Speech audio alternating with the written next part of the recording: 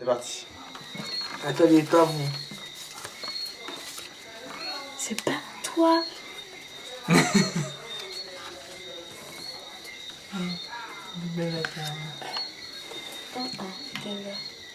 Là? Ouais.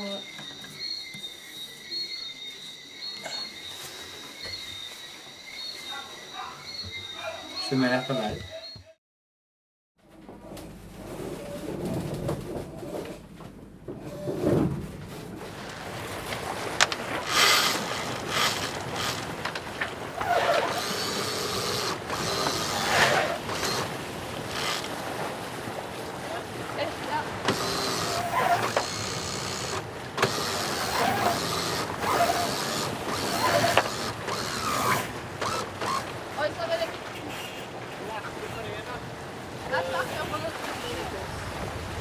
Aïe, aïe, aïe.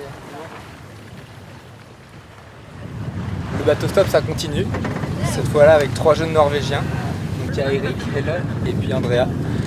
Ils nous font traverser donc, de l'île de Fuerteventura pour aller à l'île Gran Canaria. Sur une journée, on peut traverser de Fuerteventura à Gran Canaria.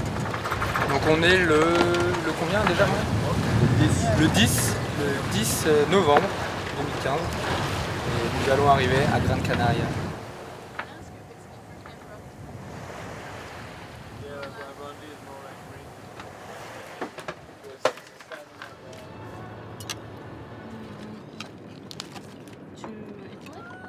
I wonder if they can...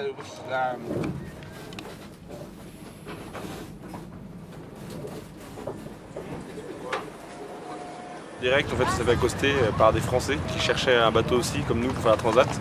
Et on s'est vite rendu compte qu'il y avait vraiment beaucoup de gens à chercher du monde pour faire la transat. On est en train de préparer le bateau pour qu'il soit bien prêt pour la grande traversée. On part dans 10 jours, un truc comme ça. Un peu moins de 10 jours. Les chiottes qui veulent plus se vider, il faut réparer la pompe ou voir s'il y a un faux contact quelque part d'autre.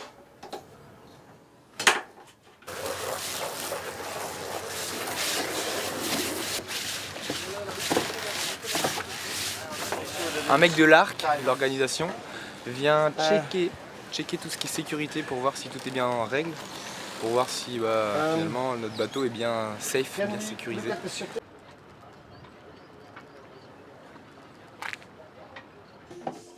coup, c'est chiant d'être là, mais en même temps, je veux pas mettre ça, quoi. Je peux trouver un autre endroit. Bah, ça dépend, on s'en servira ou pas, si on s'en sert pas, on fout dans le fond d'un truc là. C'est utile du coup. Tu viens de faire quoi du coup là? Je viens de faire une épissure. Apparemment, ça fait comme ça. Et le but? C'est pour arrêter la corde pour pas qu'elle se défasse. Enfin, le bout. On dit pas corde sur le bateau. L'épissure du bout. On graisse les winches. Un gros stuff sur le bateau de Bernard, c'est la soirée sur le ponton T. Du coup, on a ramené les copains qu'on a croisés aux Canaries depuis le début. Je crois que c'est que des gens qu'on a croisés là, non? Quasiment. Enfin ouais. Et du coup, on a un petit peu de Flavia Coelho sur le pont. Et on enjoy quoi.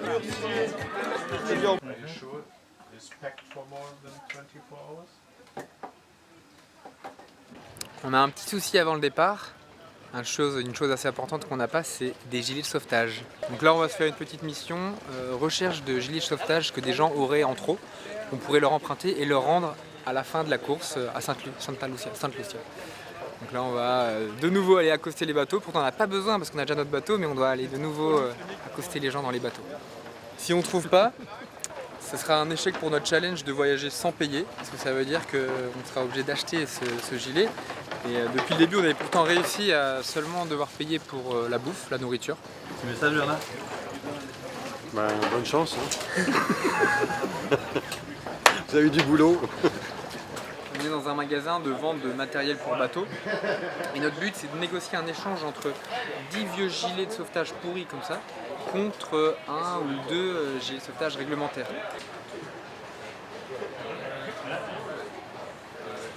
Bon, la discussion avec le sous-directeur s'est soldée par un échec.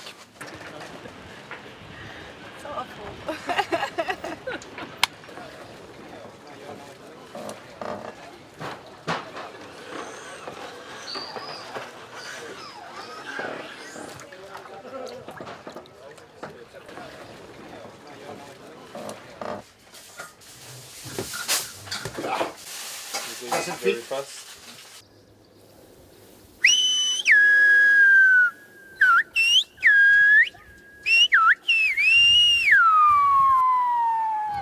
¡Nos vamos con ustedes! ¡Nos vamos en la barca con Nickel, je vais ustedes! filmer les poubelles. Con Bernard, con el italiano, con todos ustedes nos vamos. Mes amis français, je les avais connus à Fuerteventura, les WOMAD. C'est un grand fête. Il avait venu à la Gran Canaria. Unos días a Francia, viajando por el mundo. Estoy encantado de conocerlos, son muy buenos amigos. Iré a Normandía a verlos, con los vikingos allí, mis amigos vikingos. On est un peu triste finalement de les quitter, on a passé pas des semaines entières avec eux, mais on a fait genre un jour sur 3, on était avec un, avec l'autre, ils nous ont fait visiter des choses qu'on n'aurait pas pu faire si on était seuls. On a découvert des coins sympas, donc là le fait de les quitter en partant en bateau, là c'est vraiment un déchirement, ce serait trop exagéré, mais ça nous fait, enfin moi en tout cas, une petite boule dans le ventre, plus l'excitation du bateau. Ah, on est un peu perdu dans les émotions là. Bien moelleux. Además de ser dos grandes marineros y supervivientes, ha sido un orgullo conocerlos en nuestra vida porque sabemos que hemos dado con dos almas muy buenas y muy divertidas. Buen viaje y todo va a estar muy, muy, muy bien porque ustedes lo van a hacer muy bien, porque se lo merecen. ¡Mua! Gracias. ¡Mua! Y, van a aprender mucho. Es una experiencia única en la vida y disfrútenla cada minuto, cada movimiento de esa ola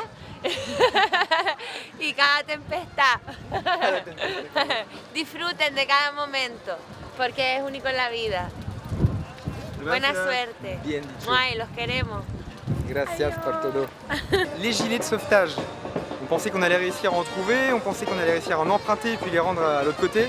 Finalement, malgré tous nos efforts, on a été obligé d'en acheter. Donc on est très déçus, on a dû acheter, on a pris les moins chers, on a essayé de bidouiller des choses nous-mêmes aussi pour les lumières et tout ça. Mais finalement, pour la traversée, on aura quand même payé quelque chose. Hier, on voulait prendre la caméra, on n'a même pas pris le temps de le faire ou avant-hier, hier ou avant-hier, enfin bref, pour dire un peu un sentiment qu'on avait. En fait, on a eu une petite explication un peu crochue avec le reste de l'équipage et on a eu un petit peu le stress hier de dire merde, est-ce que ça va le faire pendant 15 jours quoi.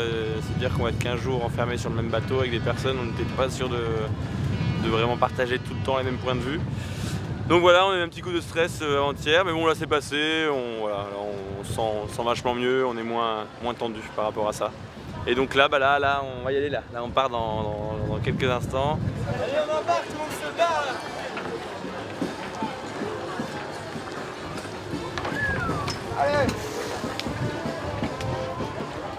40 ans de rêve. Ça se réalise aujourd'hui là ? Ouais, c'est parti. Espérons que ça sera un beau rêve avec a sympathetic team on board. Stay safe. Happy sailing. Can't think of anything else to say. What do you feel? I'm very nervous, but excited. The atmosphere is fantastic, but the nerves are there. I hope I'm not seasick. Sono felice, orgoglioso, un po' di paura, un po' di adrenalina, ma va tutto bene. Grazie. Exciting! It's brilliant! Good winds, good friends, fish, yes!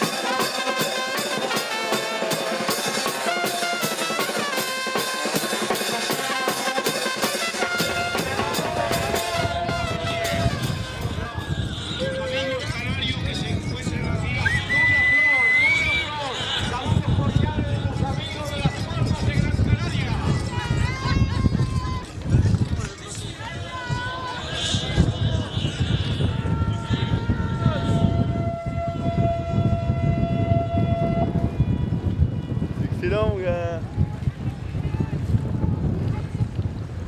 Rappelle-toi de la couleur verte, apparemment, vu qu'il n'y a pas d'herbe dans la mer, ça se sauvegarder les arbres avant de partir. Ah ouais, ça on voit plus le vert depuis qu'on est parti de l'envol. Ouais, justement, t'en verras plus du tout. Qu'est-ce qu'il y a du mouche en vert? Un verre végétal. Et il y a la corde aussi. Ouais, il faut arrêter là.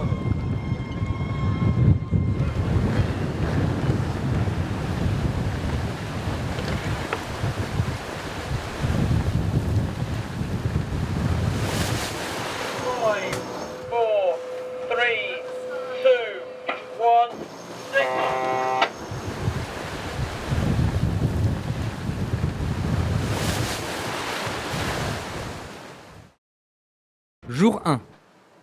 En ce jour du 22 novembre 2015, le moment est venu d'appareiller. Après avoir dit au revoir aux Canariens qu'on a rencontrés et aux Norvégiens qui font la transat en même temps que nous, c'est le départ pour la grande traversée de l'Atlantique. À bord des 18 mètres de notre voilier Donaflor se trouvent le capitaine Bernard, Sandro l'Italien, MC et Dave les Anglais, et Morgan et moi. Ça commence déjà fort avec un puissant vent et des vagues de 4 mètres. On fait une pointe à 12 nœuds, environ 20 km/h. C'est mon premier quart de nuit avec Dave. Lors d'un changement de cap soudain, il faut rapidement rentrer la trinquette. Ça ne se passe pas comme prévu et les deux écoutes s'en mêlent. En passant sur le pont avant, je me retrouve par terre après que mon harnais se soit emmêlé et m'ait fauché. Puis j'essaie tant bien que mal de démêler ces satanées cordes. La puissance de la voile est telle que je ne peux pas m'en sortir seul. Heureusement, je suis juste au-dessus de notre hublot, donc je réveille violemment Morgan. Il m'aide depuis la cabine et se prend une vague soudaine en pleine face. Cabine plus Morgan, trempé. Une fois le problème résolu, on dort dans le carré. Morgan s'attache au canapé et moi, je me cale sous la table. Bonne adrénaline dès le premier jour. Allez, bonne nuit hein. Ah c'est génial.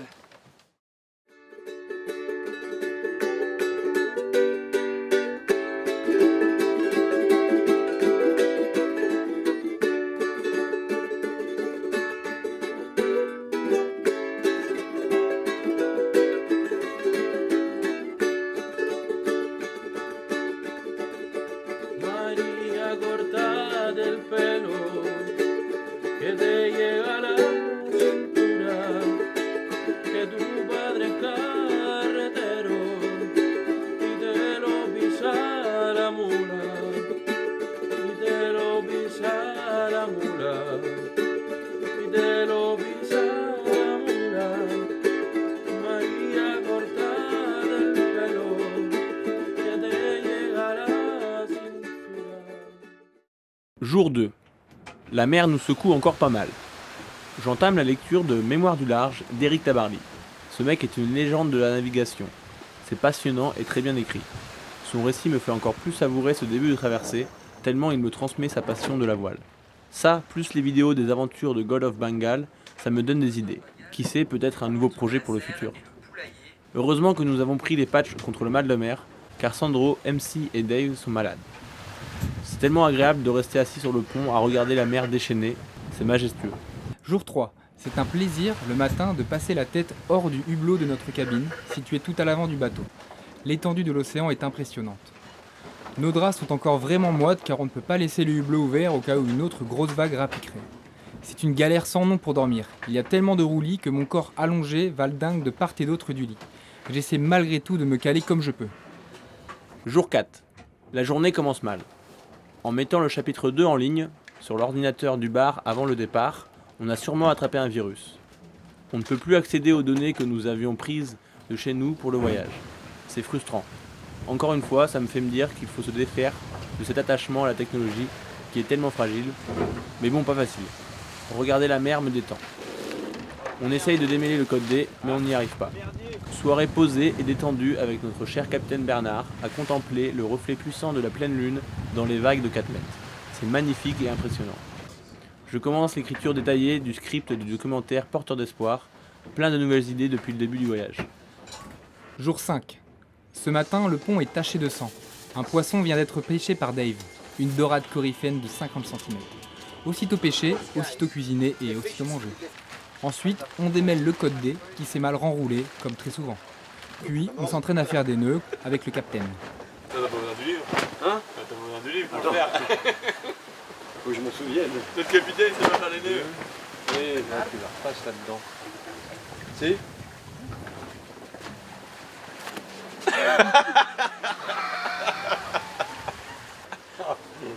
Jour 6. La mer étant suffisamment calme, Baptiste monte au mât pour récupérer la caméra que nous avions installée pour le départ. Une dizaine de mètres plus haut, ça bouge violemment. Il en ressort avec les bras couverts de bleu. Allez, on retente le démêlage du code D. À savoir qu'il mesure environ 25 mètres de long et fait 200 mètres carrés de voile. C'est une activité un peu pénible, mais on commence à comprendre comment ça marche. Le vent et la mer sont devenus très calmes. C'est lent, surtout après les premiers jours bien costauds.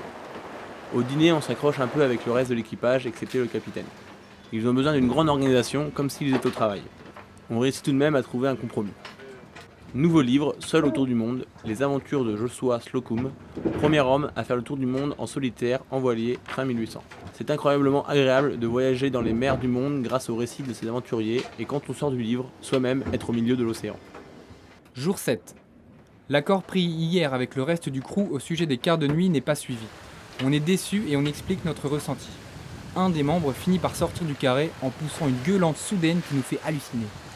On choisit d'aller dans leur sens pour ne pas empirer la situation. Lors d'un long trajet sur un bateau, il est parfois nécessaire d'être plus conciliant. Je continue à lire des bouquins de marins, de Carsozon, MacArthur, Antoine. Excellent de découvrir ce monde tout en étant sur un voilier. Au crépuscule, on double un voilier en passant à moins de 20 mètres de lui. Ça fait bizarre de voir un bateau de si près alors que depuis 6 jours, le plus proche qu'on ait vu se trouvait à l'horizon. Le soir, on joue au jeu de cartes Double. La fine équipe que c'est. Il y en a 2 graves au taquet, un qui s'en fiche et un qui triche car il a la vue qui baisse. Jour 8. Nous sommes le dimanche 29 novembre, ça fait déjà une semaine que nous sommes partis. Dave et MC nous font, pour fêter ça, un petit brunch à l'anglaise. La mer est calme, on en profite pour ouvrir la passerelle arrière et se laver à l'eau de mer. Trop agréable. On essaye de négocier pour pouvoir se baigner au milieu de l'Atlantique, mais rien à faire, Capitaine Bernard ne veut pas prendre de risque. On ne sait jamais ce qui peut arriver en mer. Ce soir, on regarde le film sur Tabarly. Nous sommes tous les deux de grands fans de ce grand homme. Quel plaisir, après avoir terminé le film, de sortir dehors et de contempler les voiles au vent, l'étendue de la mer sous la lumière de la lune et sentir le bateau avancer au milieu de ce désert d'eau. Jour 9. La période de 6h à 8h du mat est vraiment privilégiée. Tout seul sur le pont, lever le soleil, magique. Je continue à lire régulièrement. Je m'attaque à Tabarly qui raconte excellemment bien ses péripéties. Un type passionné, simple et humble. Sur les 195 participants à la transatlantique qu'on fait, le premier voilier est arrivé aujourd'hui dans les Antilles à Sainte-Lucie en seulement 8 jours. Nous, on pense être encore trop au nord des Alizés. Ces vents sont plutôt situés sous le parallèle 20. Donc on se traîne un peu autour des 5 nœuds, environ 9 km/h. On pensait arriver en 15 jours, mais ça sera vraisemblablement une vingtaine. Du coup, Dave et MC sont un peu stressés sur la quantité de nourriture et d'eau restante. Et étant donné que Bernard, Morgane et moi sommes de grosses bouffes, on a l'impression d'être mis à la diète et d'être surveillés quand on reprend une tartine. Des bonnes meatballs. Le soir, au cours de ce moment privilégié lors duquel Morgane, le capitaine et moi nous nous installons dans le cockpit pour refaire le monde, on voit un tout petit grain sur le radar. Mais bim, il nous tombe violemment sur le coin du museau. Pluie forte et vent soudain. On allume le moteur pour virer de façon promptue, mais celui-ci ne veut plus s'arrêter. Le temps qu'on trouve l'arrivée de fuel, l'écoute du code D s'est échappée du winch. Mais bon, ce grain s'éclipse rapidement et on s'en sort sans encombre. Je me rends compte qu'il faut vraiment toujours être prêt et attentif sur un bateau. Le temps change tellement brusquement. Jour 10. Ça repart. Le vent et la mer calme, c'est fini. On trace à 7 nœuds, ça fait du bien. Serait-ce les alizés tant attendus ? Petite citation tirée du 3e livre que je lis en ce moment, qui je trouve image bien le fait qu'une routine s'installe et que les jours s'enchaînent sans que l'on s'en rende compte. Caporne à la voile de Bernard Moitessier. Et la vie continue, une journée poussant l'autre, comme le jour succède à la nuit, comme le sillage tracé par Joshua depuis 4 jours. Cap au sud-ouest pour descendre chercher le vent plus bas en latitude, en espérant presque ne pas le trouver tellement nous sommes bien entre ciel et mer. Loin du tout, si proche de tout. Comme chaque jour, ou presque, j'aime en fin de journée me poser au bout du bateau, observant la mer, le coucher de soleil, l'étrave fendant la mer, en espérant avec un peu de chance voir un animal marin. Pour ne pas changer, le code D s'enroule mal, on l'affale sur le pont. Jour 11. On se fait réveiller en sursaut par le reste du crew pour hisser le code D. Voile hissée. On retrouve donc de la vitesse, de 7 à 8 nœuds. Aujourd'hui, on est tous déguisés en pirates. Le Capitaine Narbert à la classe. En écoutant des chansons marins à fond sur le pont, Dave pêche une nouvelle dorade coryphène d'environ 5 kg et 80 cm. On a ralenti le bateau pour remonter ce poisson à crête, de couleur bleue et jaune. Le soir, pendant qu'on re-regarde le film sur Tabarly, le bateau se met subitement à gîter comme on l'a rarement ressenti, à 45 degrés. Morgane est éjectée du canapé et moi, je maintiens tant bien que mal l'ordinateur tout en m'accrochant à la table. Bernard sort illico de sa chambre, enfin il a du mal à sortir tellement ça penche. On doit vite rentrer le code D, car sous les rafales de 20 nœuds, cette voile est trop puissante. On est à environ la moitié de notre promenade transatlantique, environ 19 degrés nord et 38 degrés ouest. On peut enfin dire qu'on est au milieu de l'océan. Jour 12. Ce matin, pendant que nous dormions, le reste de l'équipage tente de remettre le code D et c'est un échec. On prend les choses en main avec Baptiste car on commence à bien le connaître, ce fameux code D. On est prêt à le remonter quand soudain un poisson a mordu à la ligne. Trop bien, je ramène mon premier poisson, énorme, pas loin de 1 mètre, trop cool. Le temps que l'on vide le poisson, le reste de l'équipage s'occupe du code D, mais n'y arrive pas. Le boulot doit être fait par la même personne de A à Z, sinon on s'y perd. Donc on doit l'affaler, la mettre sur le pont, et puis essayer de trouver l'espèce d'entortillement, le nœud. Donc on le fait sur toute la longueur et après on doit la remonter. C'est pas une mince affaire. La nuit arrive, on le remontera demain. Nos relations avec certaines personnes de l'équipage se gâtent. Beaucoup de tensions aujourd'hui, en espérant que ça ne s'empire pas. On pensait partir avec 3 marins confirmés et finalement pas vraiment, ce qui fait que parfois on ne se sent pas en sécurité. Mis à part ça, plus ça va, plus je me sens privilégié, chanceux de faire cette traversée et je me passionne de plus en plus par la voile. Grâce à la traversée mais aussi beaucoup grâce aux livres que je lis. Merci Bernard pour le partage. L'idée d'un stage dans les Caraïbes pour en apprendre un peu plus me donne envie. Jour 13. Les 2 bateaux stoppeurs que nous sommes démêlons de nouveau le code D et le hissons avec succès. Une bonne journée qui commence. Pour nous récompenser, des poissons volants font leur apparition. D'une vingtaine de centimètres, ils s'éjectent hors de l'eau puis planent sur quelques dizaines de mètres. C'est beau. On a enlevé la capote du cockpit. C'est vachement plus chaleureux avec le soleil. Enfin, il tape dur quand même avec le reflet sur l'eau. Le soir, on a le droit à un coq au vin. On est toujours gâté par les cuistots Sandro et MC. Après ça, on joue aux cartes, Scopa. Puis, installé dans le cockpit avec le capitaine et Morgane, je regarde les étoiles. Jour 14. En allant nous coucher, une seconde après avoir ouvert le hublot pour entrer dans notre chambre, une vague entre dans notre cabine, la poisse. Moi je gueule et Baptiste derrière est mort de rire. Debout, le code est à l'eau, nous hurle Bernard en calbute à notre hublot pour nous réveiller. Il est 4h du mat et nous sommes tous sur le pont à tirer le code D hors de l'eau. Super le réveil. Bon, de toute façon c'est mon tour de quart. Dave monte pour réparer la fixation du code D qui a cassé. On ne se sent pas très bien aujourd'hui, car l'ambiance est stressante. Certains paniquent et hurlent pour rien, ça nous transmet leur stress. Il faut savoir prendre sur soi.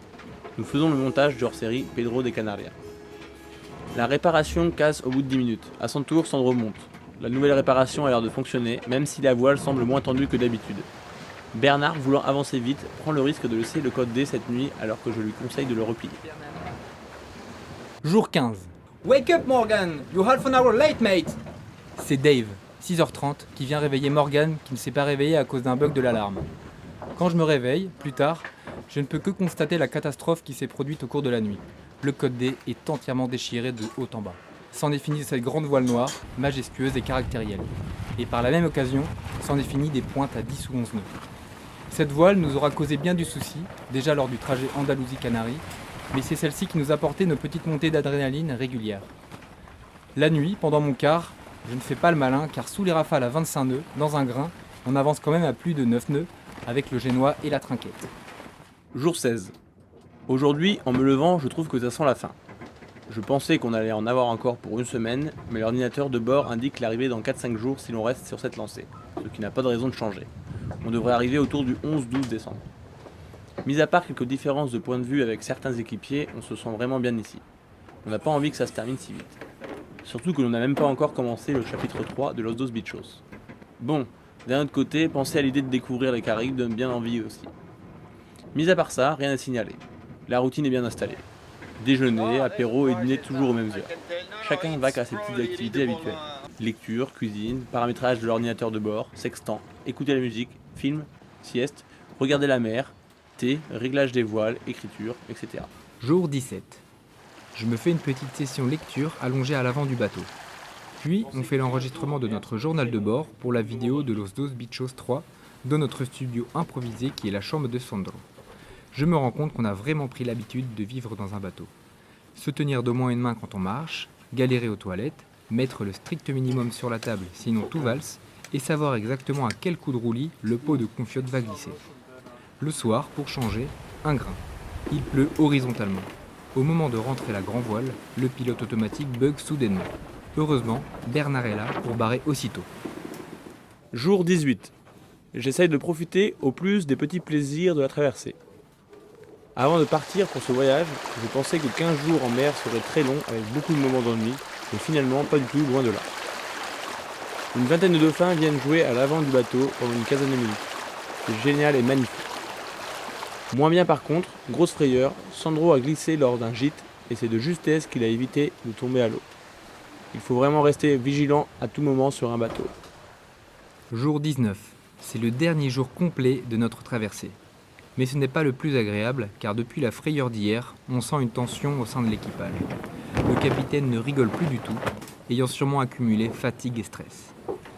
Près des côtes, le vent forcit et on trace entre 7 et 9 nœuds. Il fait chaud et j'essaie de me forcer à garder en mémoire les images de cette fin de transat.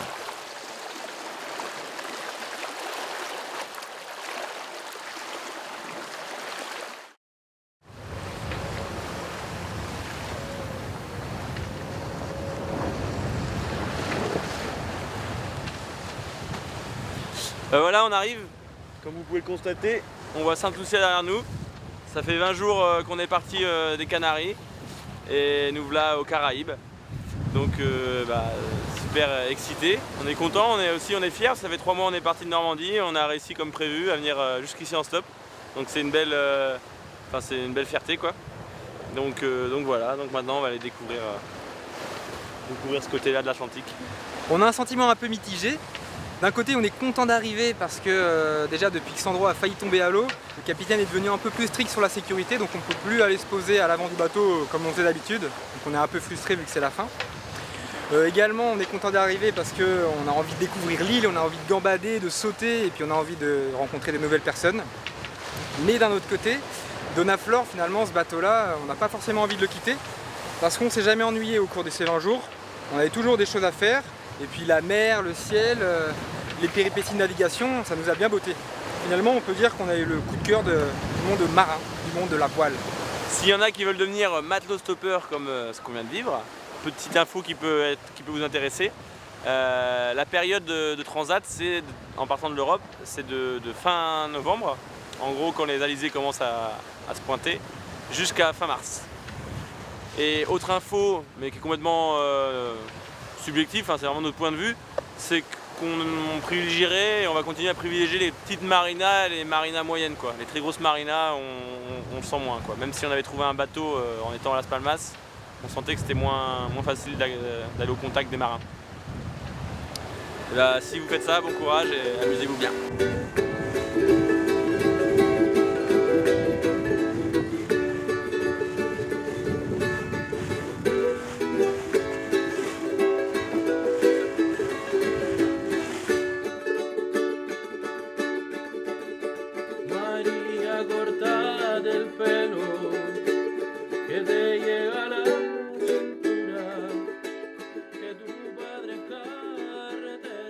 Ah oui aussi, petite précision, sachant que ça nous prend quand même pas mal de temps et d'énergie de réaliser les vidéos, on va quand même un peu réduire sûrement la fréquence des vidéos, parce qu'en plus on veut nous profiter un peu des Caraïbes quand même. Ah oui, sûr.